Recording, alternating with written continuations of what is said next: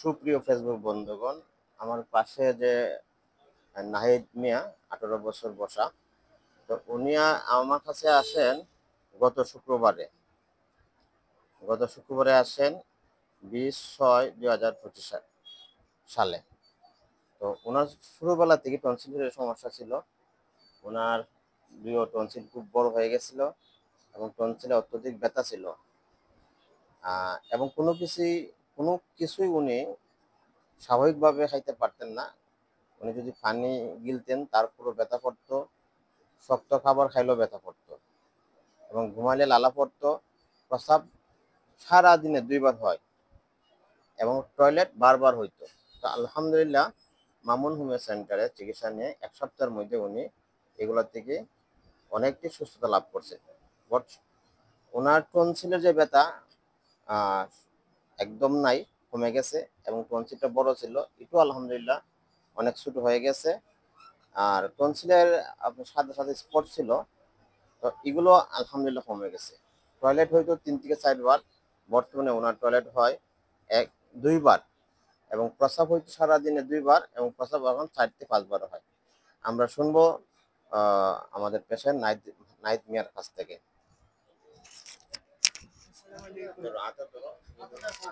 আসসালামু আলাইকুম। তোমার কি নাম বলো? নাহিদ মিয়া। নাহিদ মিয়া, আমি যে তুমি আমার কাছে আসছিলা কবে? হুম, গত গত শুক্রবারে। আজকে আরেক শুক্রবার, জি। 7 দিন। তোমার সমস্যা ছিল, আমরা লেখছি যে টনসিলে ব্যথা ছিল।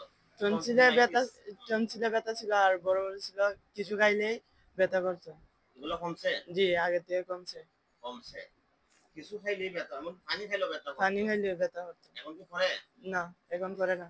আচ্ছা, আলহামদুলিল্লাহ। তোমার টনসিলে আমরা দেখছি সাদা স্পট ছিল, দাগ ছিল, এগুলো আছে এখন? না, এখন নাই। তোমার টয়লেট হইতো 3 থেকে 4 বার প্রতিদিন, জি। এখন কি এটা হয়? না, এখন হয় না। তোমার প্রস্রাব খুবই কম হইতো।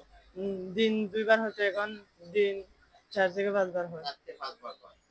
তুমি কি মামুন হোমিও সেন্টারে চিকিৎসা নিয়ে খুশি? জি, খুশি আলহামদুলিল্লাহ।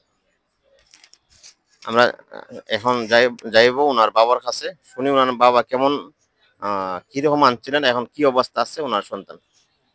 বাবা উনি আমি মামা মামা, আমি কই বলেন মামা, আপনার বিসমিল্লাহির রহমানির রহিম। আমরা এখানে আসছি পুরান বাজার মামুন হোমিও হলে।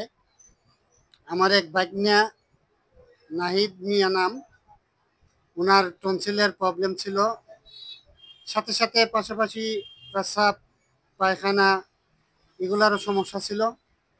তো এখানে চিকিৎসা নেওয়াতে 1 সপ্তাহের মধ্যে আমরা অনেকটাই উপকৃত। ধন্যবাদ জানাই আমাদের এখানের চিকিৎসক আমার ভাইকে। আর আল্লাহর অশেষ মেহেরবানিতে আমরা আমাদের রুগী অনেকটাই ভালোর দিকে, সুস্থর দিকে। আশা করি এখানে সুস্থ এবং ভালো সুন্দর সেবা পাওয়া যায়। ধন্যবাদ জানাই আবারও ডাক্তার সাহেব যিনি চিকিৎসা করেন। আল্লাহর অশেষ মেহেরবানি কামনা করি উনি আরো ভালো ভালো চিকিৎসা করবেন আশা করি। সেই আশা ব্যক্ত রেখেই এখানে সমাপ্তি। আসসালামু আলাইকুম। সকলকে ধন্যবাদ, আল্লাহ হাফেজ।